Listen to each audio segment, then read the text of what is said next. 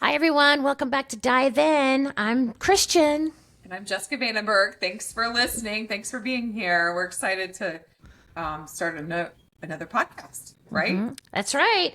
And happy autumn to everyone. I know that meteorologically speaking, it's September 1st. That is the first day of autumn. So some people, if you celebrate differently, that's fine. But I for one, am ready for autumn, and I'm a Florida girl, so I I was just gonna enjoy the say maybe it's heat. because of football Well, they're too. football too. Yeah, absolutely. And Iowa State, they I know.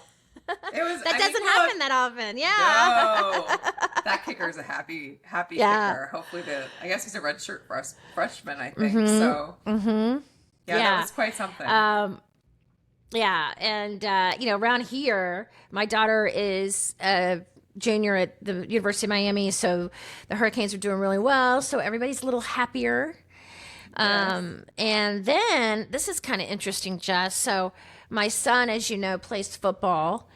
He's a senior. It's his senior year. So we're very excited for him. But unfortunately, his first game was on Friday night, this past Friday night. And we received a email from the coach kind of later in the day that the game was canceled because there had been a shooting at the school that they were playing. Oh my gosh, I didn't know that. Yeah. Wow. Now, it's not on the level of like the Georgia shooting that also happened last week because it was not technically a school shooting, if you know what I mean. So, for example, it happened on school grounds after school had gotten out, and it was just a group of people that had happened to have assembled on school grounds for a fight, and somebody brought a weapon. Now, Wow. the person who was shot was fatally shot, so he Oh, passed. wow. But it was anyway. So that's probably why you hadn't heard it about it, like the Georgia thing. Yeah. But yeah, so it's just a reminder. I guess it's a real reminder that what we actually hear about and what the reality of the mass shootings that are happening or these kind of shootings that are happening are multitude of issues and it's not just the ones we hear about. It's happening. That's really scary. Were they was it a home game or away game It and was did it they was an reschedule it or it was a home game for us. So this team was traveling, and what to us. So what happened was is that they did a lockdown, even though school was kind of out, but it was early in the afternoon. School had just let out, so there were students, whatever, yeah. milling about as they do when school lets out, and so they just shut the campus down, and that's why this team could not travel Oh to man. meet us for the game. And then they're out of school today. This was Friday. So then we got word that because we were trying to reschedule and all that. And then they said that they were out of school today. No Okay. school today. So anyway, They're we'll probably see. dealing with so much there. Yeah, yeah. Yeah. So, and it's interesting because, you know, I know you and I have talked about this a lot because we were both, you were in Washington during Columbine, right? Were you in Washington during Columbine? I don't think so. I think I was in Iowa, but I Okay, gotta okay. remember what year it It was. was 99. Mm, I was in Iowa. And Oh, maybe. Yeah, because I '01 is when I was in Washington. So okay, okay. So, but I was on the Hill when that happened, and it was, such a strange, surreal event, right? And now, you fast forward, and now we find ourselves almost. I don't want to overstate like that. We barely acknowledge it. But you see my point. well, I It's think that there's like this horrible immunity to it, where there's a acknowledgement in not a good way that it's a normal course of action, which is so scary for people sending their kids to school. And I also think post COVID, it's created this parent, or people coming into the school versus sort of like this community embracement in schools that need a lot of community support it creates this barrier in so many ways that aren't just, the actual murdering or injuring of students and teachers and faculty members. It's Mm-hmm. very hard and sad It all is. around. And It is. there's no willingness for real solutions. No. And I think people cry from all sides about what the solution is, and it's all of the above. It's all the above, right? And I also what happened over the weekend, and folks probably know this already, but is the father in the Georgia shooting was charged, and I, for one, believe that until adults are held accountable for some of this, it's just not going to get any better. I mean, there's a 14-year-old who has a gun, and A troubled 14-year-old, right. a documented, troubled individual who was crying for help. This is the other thing. When we talk about these shootings, well, we need to talk about mental health. Okay, this is an instance where this was tried. They tried to address this, right? Mm. And so at the end of the day, his father admittedly knew of his troubles and still provided him with a gun. I didn't know that. I wasn't able to play that. So the gun that he had, the gun that he used, was a gun that was provided to him by his father. Mm. And so there were. So it wasn't like I didn't lock up my gun. He had access and was. Yeah, much like the Michigan case, right? And so and again, I just like when he was asked about the accessibility of his guns before, when the kid was just being investigated, for making threats, he said, "Well, I've got all these hunting rifles and such, but they're all locked up." Now that was true. He didn't lie, but he forgot to mention that the kid had his own gun. Oh wow. So, it's just, I don't, I'm not a gun. Okay. I'm not a gun person. That doesn't mean to say that I think people shouldn't have access to guns. Okay. Responsible adults should have access to guns. I'm not that person, but I don't understand this thing about giving your children guns. What is that about? Not unfeathered or what is the word? Unfettered. Access. Mm-hmm. Yeah, unfettered access to, to the situation. And look, we both are parenting. I'm not parenting a child who's a teenager or has the interest, but there's always sort of like, you do watch these. We're not on Roblox, but we watch the Roblox. All parents who are in this age understand that. And they shoot people, and it's like my mom should have people say, "Oh, you hate this because it has guns in it." And I'm like, well, I hate the fact that my 7-year-old is, watching this, and it becomes where the death part isn't understood, right? So anyway, I don't know. We could probably go on this forever. There's a lot to unpack. Yes, the sad absolutely. part is that people are losing their lives, and just by going to work, and that in some ways happened to me. I know that we're supposed to talk about my story, which is we'll get to. It's not my favorite thing to do. But when Kristian reminds me that potentially someone, particularly maybe a younger woman, will listen to this podcast and say, "I want to get involved in politics," maybe they'll listen to this and say, "Oh, okay, I'll talk to her. She did it. She doesn't have I don't know people. I don't know anybody famous. I don't know any politician. My parents we grew up in a small conservative town in Iowa.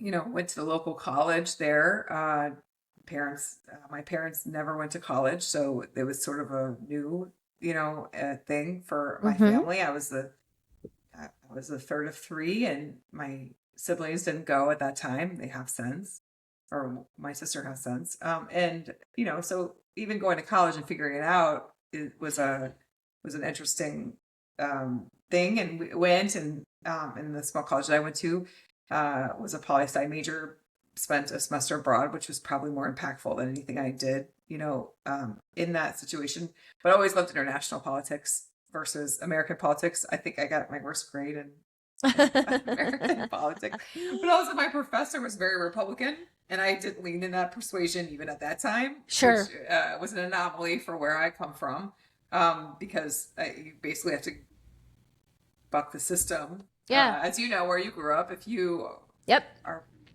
have any left leanings or something, you have to kind of come to it on your own.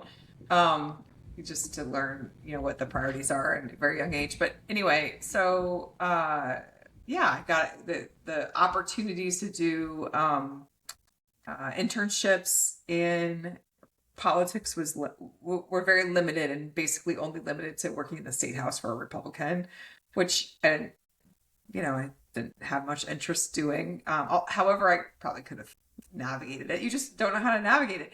So I left the state right away, which is what everybody did, and came back for a funeral for my grandfather. And in the newspaper, in the Pella Chronicle, there was a little article that said Congressman Leonard Boswell, representative, is having open office hours at the Pella Community Center, which was right up the street from where my folks lived. So I went. I brought my resume, and that's literally how it started. Yeah, did you know that? I don't know. Maybe I you don't didn't think know that. I knew that part. Yeah, it was Jay Byers was the Jay Byers. Yeah, Oh he my was God. the representative for Marion County. So here I kind of show up and with my resume, and he, I think I mean, I don't know what he would say. Probably wouldn't remember much about it, but I think it was very interesting because I was from Pella, which was a conservative area, and young, and went to school there and grew up there, and he was a local member of Congress. And so I was living in Dallas, Texas, of all places, and within a few months I got a call from his chief of staff, and we had no, wait, I got a call before I even left, and then I finally got a position as a field organizer, Right. for some of the for some of the counties. I was about to say, what do they call that? What do they call field that? organizer? Okay. Yeah. So I organized, door knocking, phone banking, events, all that sort of stuff. Felt like a big responsibility at the time. Didn't know that anybody could get jobs like that. Went on to work in his district office. Went out to DC. Within that, and then it was 9/11 during that time. So that was, really crazy. Anthrax had happened. Very real things were happening. Wait, hang on. We need to explain the anthrax thing just for folks. I mean, for folks, a lot of people might not know that. They surely know 9/11, and then around that time was the shooting in the Capitol. Remember? Yeah. I think that might have been before. I think back. Yeah. So I was on the Hill then. But there was a shooting in the Capitol. In the actual Capitol building where they got past security. And at the time in Washington, there was security, but now there's huge cement, flower beds in front. There's gates that go up and down. They look through your car, but they didn't really. There was not a lot. Oh yeah, it was different. After the shooting and 9/11, and during 9/11, I had worked. My member of Congress, Leonard Boswell, had been a helicopter pilot in Vietnam. So he obviously lived through combat. Not many of them lived, right? They didn't make it out because they were shot down. And so his perspective was, you want to stay in the building. It's the safest place. And, planes were running into buildings, and we left. And then it was like a ghost town. They were. And then soon after that, we had to go back to work right away. But then they started sending anthrax packages to these members. So I don't really remember how it all went logistically, but it was afterwards. And so the entire staff of, at least in Longworth where I was working, went to the GSA building. And so I think they were just making sure that people weren't dying, opening, the mail, which was one of the biggest things that we do, when you work in Congress, is you take constituent letters. So that it had to go through a whole process to get to you. You're at GAO. we were constantly getting bomb threats. So it was like in and out. It was just a really chaotic time. Not just, and couldn't ever really process the 9/11 situation Oh because yeah. New York handled it in a way that DC did not. Mm-hmm. You know, DC was like back to work. New York was like we are, you know, and it was a different scale. And so, but it was interesting to see that. Soon after I came home, I started. That's when, not long after Kristian and I met, in the '02 election. I did many jobs. Eventually, what Correct. I wanted to do was run statewide campaigns. And there, at the time, there was sort of a ladder up to running statewide campaigns. I ran states for presidential elections. Bob Graham, we talked about that before. I went to Oklahoma for General Wesley Clark. After that, I went to North Carolina because I wanted to experience a southern state, and I ran the coordinated campaign, which means basically you work for all the statewide and congressional and senatorial candidates or sitting members, and you put together their field operations. That was a step that most people had to take, especially if you're a woman, before you ran a statewide race. So there were, like, I would say that if in this confine, and this doesn't make much sense to many people except the people who are in it, will make sense to you. I probably had to do 2 cycles more than the exact same male counterpart that I had. And I will acknowledge that if you were a Black woman, you probably had to do 3 or 4 more of those cycles, where, you know, people who were of equal to my experience, like, were my deputy, you know, on races, and then could move forward to running. So anyway, that, I don't know if that's changed. I think there's other opportunities. You know, I had worked then my way up through these cycles, went up to Minnesota, was Amy Klobuchar's first campaign manager, sort of got her through the primary. The primary was That was her first race, by the way. First race, 05, 06, that time. And then, you know, met a lot of great people. I was obviously not far from home. Then had conversations with folks in Virginia about Jeb Webb, who ran for U.S. Senate and never had run for office before. We had known folks who were getting involved in that from previous races. Kristian was also getting recruited for that race, you know, because it's in her current home state of Virginia. So then I ended up going there and running that race, which, you know, ended up, you know, shifting the power of government, which we underestimated. I think, you know, I remember on election day, and that was learned so much from that race. Learned so much. Probably made a ton of mistakes, and still drive people crazy from it. But it was a great opportunity. I was 31, 32 years old when I did that, and that was like the biggest. That was the biggest highlight of my career in terms of that space, right? Right. Yeah, it's hard to make that up. And then the next cycle, that was 06. The next cycle was 08, which was the big presidential. The big presidential. Yeah. So in my mind, I was like, okay, I've worked for presidentials. I've worked for congressionals. I've ran big races, and we started our business. So we had that going. So that we started Maverick at that time, because you had a lot of experience in mail. And when I talked to other people about starting businesses, you gave me the opportunity to team up with you.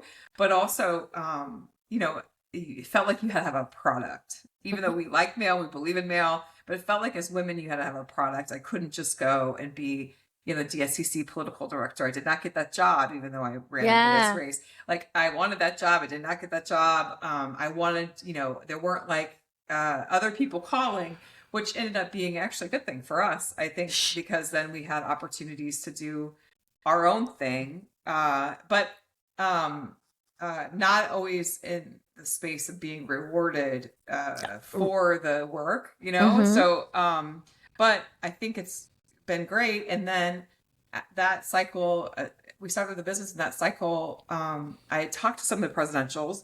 I was really burned out. I was tired.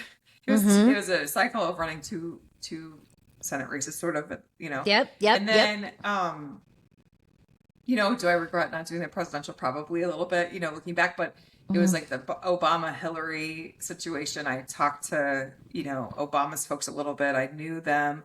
I think they were looking for a state director. They wanted somebody. He ended up taking the job. So those conversations stopped. And then same with kind of Hillary. At the time, I was talking to some of my mentors, and I said, I want to be the national political director. I've done all the things. And they were like, well, I was where it's at. They'll want you to be the state director. And I just was like, well, that's fine. Right. But I think there are other people who have talent and capacity for that. I thought I should be, more senior, but that was not to be. And we started our business. And what I ended up doing as a large project was run a presidential initiative at the one campaign with Bono. Yes, right. Called One Vote 08, which was actually kind of cool. That started a number of years of working in bipartisan issues. So we were doing presidential initiative. Basically, we wanted the presidential candidates to talk about, global health, which was not, there was not a pandemic, there was not a lot of the global health issues were happening in countries that weren't in the United States, and it costs money. But then anyway, that started like a road down of project work that I worked with, teamed up with Republicans to work with, which I really enjoyed that work. Yep. It was a time when you could do that. We were all friendly. You could. There were issues that you could get attention paid to that even Republican folks were interested in. Yeah. So anyway, that was 08, and we kept doing our work as well. And I mixed in a few other things at the time, to do project work. I was a chief of staff to a member of Congress that we probably won't name, but she is currently helping Donald Trump in his debate prep, which I don't even know anymore. So that's an interesting. Yeah, that's another topic. That's a whole other topic. That's for another time, because I think that's kind of multi-layered, and it does happen. It does happen. It does happen. Feels like it happens to people that I work with more. Yeah, but because you work for a member of Congress who ultimately switched parties, didn't he? The Alabama congressman. Oh yeah, him too. Gosh, I forgot about that. Yeah. So there was a lot of that. It feels like there was a lot of that. I mean, obviously we've done mail. Then we've had some really cool clients in the mail. We help unions, carpenters. We've done small races, state ledge races, city council races, all the way up to we've helped presidential campaigns, Bernie Sanders. So I feel like we've done a lot of different work with a lot of different people. And I've learned a lot. So it's been great. We're, 25, 6, 7, 6, whatever. I'm bad at math. Mark Daly, hi, bad at math. You can't do math on the spot. So we're 26 years or something into like when I started doing politics. I know you've been doing it a little bit longer. And so things shifted just a little bit. Like I think we've created space, at least in, especially for me having big parenting and late in life parenting, where, we can do really good work. I do a lot of local projects as well. Yep. I'm learning a lot through that, which has, we have sort of national learning from national and other states, which is important. But it creates the opportunity for me to, even though it's, it's not everybody's cup of tea, it creates opportunities to have, it's for us to do the work we like to do, but have some, we can parent and have flexibility, which is huge. Like every time we look at each other and we're for women, right? I mean, it's like it's unbelievable. I think that I didn't understand this before, and there was a moment where you and I were talking about something, and you said, "Oh, I'll go travel." I think it was for a client. I'll go travel to do this because just used to travel. When my kids were little and I couldn't do it. Yep. And so it didn't even, Kristian, like not being a parent, like it didn't even dawn on me that that's how it was all working out, or that's how you viewed it. But I think that's really special that we can sort of like go back and forth, and having a business with somebody that you adore and care about and love, like it's not we ultimately trust each other, and I think a lot of businesses don't work out because that's why, and and of course, you're always supportive of me doing other work, and I'm always supportive of you doing other work. And we've had a few years where we're like, are we going to do this anymore? Yeah. And we're like, no. And then we're like, yes. And then, you know, so, I mean, I guess when you're thinking about, if anybody's listening to this, thinking about not just getting into a business, but doing this work, which I think it is a role in democracy. I wanted to manage campaigns. I didn't understand people who didn't want to manage campaigns. I thought that's where it's at. Now I'm like, I don't want to manage people. Well, that's what I was getting ready to say. That's what I was getting ready to say in response to that, because I never wanted to manage a campaign. I always had a senior role, but I didn't want to manage, and it was because I watched you, Jess, put out these little fires all day long, and they were usually staff related. They were like, you know, this staff member can't get along with this staff member, so I got to bring them into this room and we got to hash it out. Yeah, I think in government or in congressional offices and in campaigning in this democracy space, you are always tasked to manage down and also manage up, which is, I think people who are senior roles or whatever do that. If you are working in a certain capacity, maybe corporate or whatever, you have a board, or you have a CEO you're working with, but it's a much different thing. Yeah, I mean, you know, and again, it's, you know, I think anybody in a leadership position would agree, you know, personnel issues are important and they need, you know what I mean? It's not a small thing. I'm not trying to say your time was wasted. It's just, you know, it just felt like it was a lot.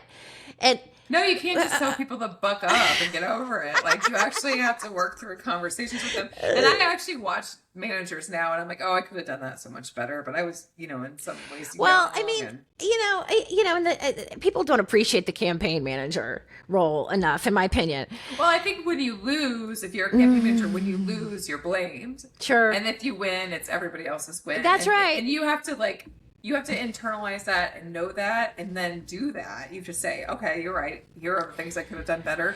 And then if you win, you give everybody else credit and you're just really moving the ball forward. So I want to tell a story about it when you were a campaign manager and I was the communications director, and we were in a big race and statewide that was highly watched by the national media.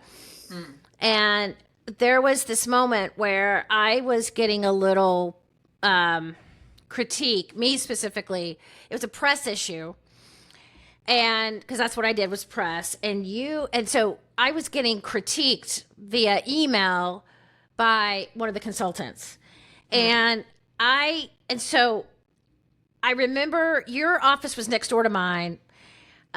We were close in proximity, but we weren't in the same office, and so I was like sitting there, like looking at this email, trying to figure out how to respond.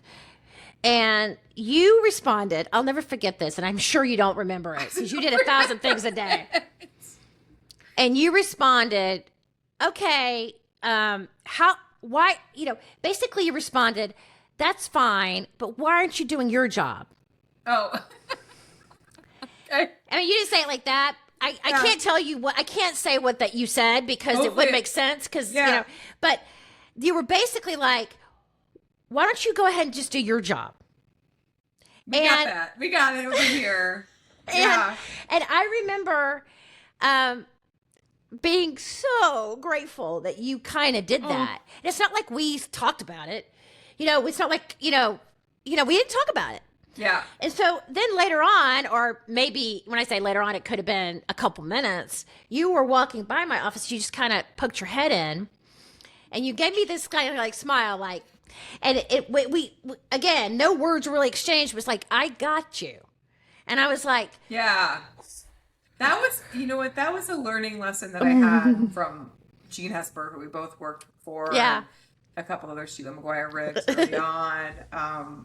Where there are a number of women that I worked with who, you know, Jeannie, a few other people who you're like, wow, that's the biggest learning lesson I had. You trust people and you have their backs until, you know, you have to have a conversation and maybe can't do that anymore.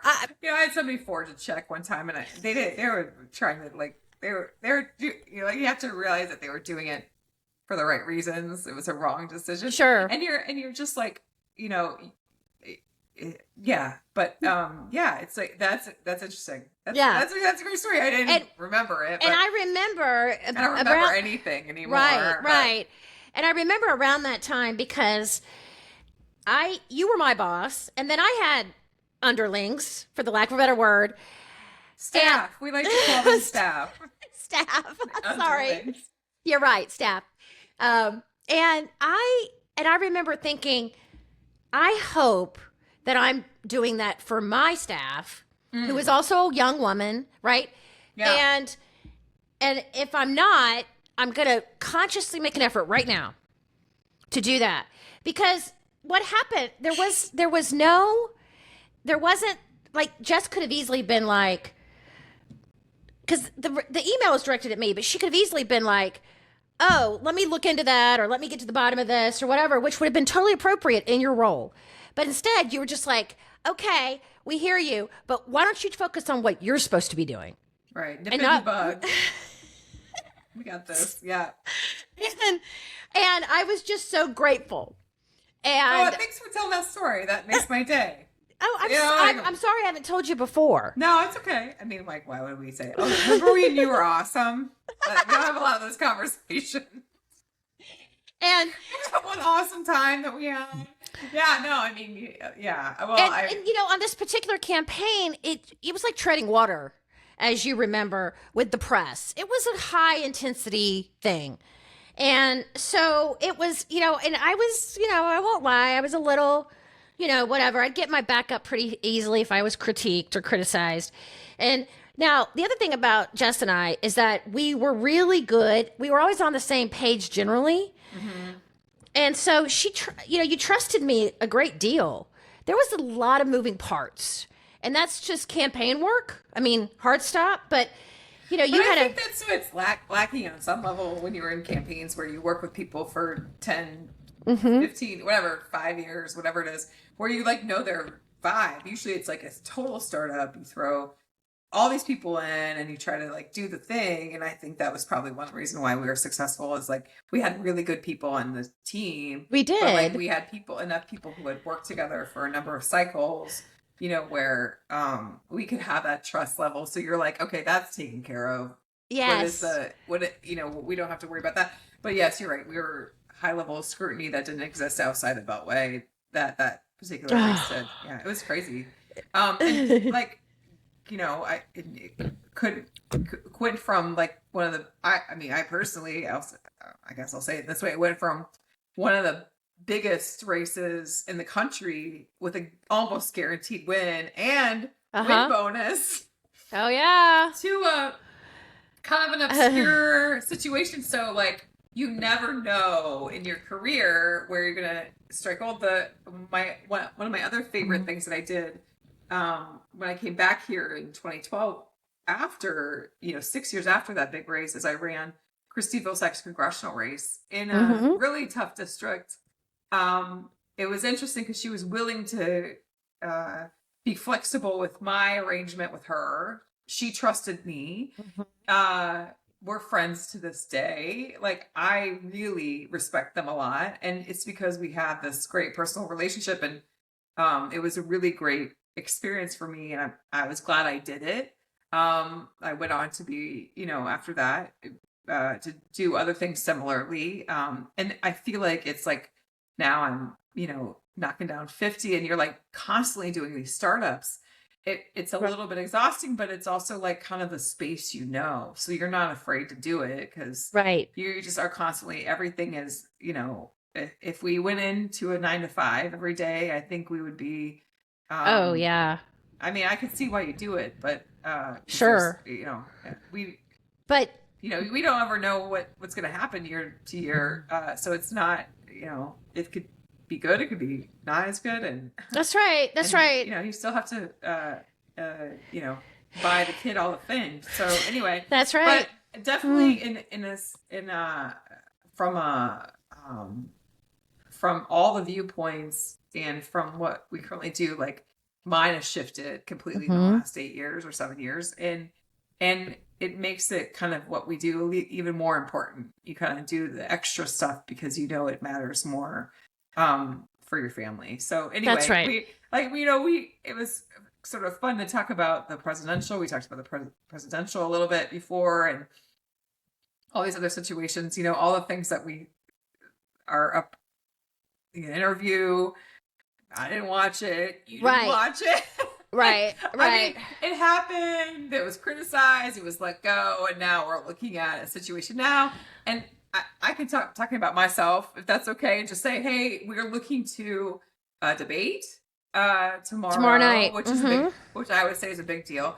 The polls have, in the way that they move, that they barely do, but in a significant way, things are tightening. Right? Tightening in a way that is frightening. Yes. I would say that there's a reality to what is going to happen. And I think tomorrow will probably make a big difference. It will be interesting to see what will happen. Absolutely. And I'm excited. I'll watch the debate. I didn't watch the interview. And when we're talking about the interview, we're talking about the one-on-one that was on CNN. Yeah, remember we did a podcast and we talked about, does she have to does she need an interview? And yeah. you were like, well, we have certain conversations about this, but I am interested in the debate, and mostly because I just want to see, what kind of crazy Trump offers up, and I do use that word deliberately. I think that Trump is his crazy's gotten, to a fever pitch. So we'll see if he's able to, show any discipline at all. We'll see. But yeah, check it out and we'll talk about it. Yeah. I mean, I'm sure the debate prep that they're not doing will be an interesting outcome too. We should tell them how to get a hold of us. If you are a staffer or somebody looking to do this in politics, we are happy to have conversations with you. You have yeah. And if you have any questions or topics that you'd like us to cover, send them to thediveInpod@gmail, and we'll do our best to answer them. I like to have these conversations for the reasons that you just said, Jess, about how we can just, kind of talk through access to these kinds of jobs. Yeah. And again, and it's definitely, I would say, even in the way as even I didn't know anybody, and I met somebody, they opened the door. Yeah. I think doors have to be opened. It's not, and I'm not saying this in the way that power, but like, we don't get clients, we don't get jobs unless we have somebody know who we know and vouch for us, and it's a insular-ish yes, it situation. is. There's a lot of new people involved, and I think if you want to do this, it's not impossible. Nope. You just have to figure out where locally you can get involved, or if there are people hiring and get involved. And it's not, and I guess maybe my story shows that it's not a straight line. I definitely did this and then came back and did different things, it's very humbling, but also like, look, you help elect a mayor or a city council person, and you'll be surprised how much it changes your own city or situation. Yep. So it matters. That's right. That's right. It matters. Okay, so we'll wrap up for today, but don't forget to follow us on Instagram and YouTube for updates, and we will see you next time. Yep. Thanks, everyone. Thanks for listening.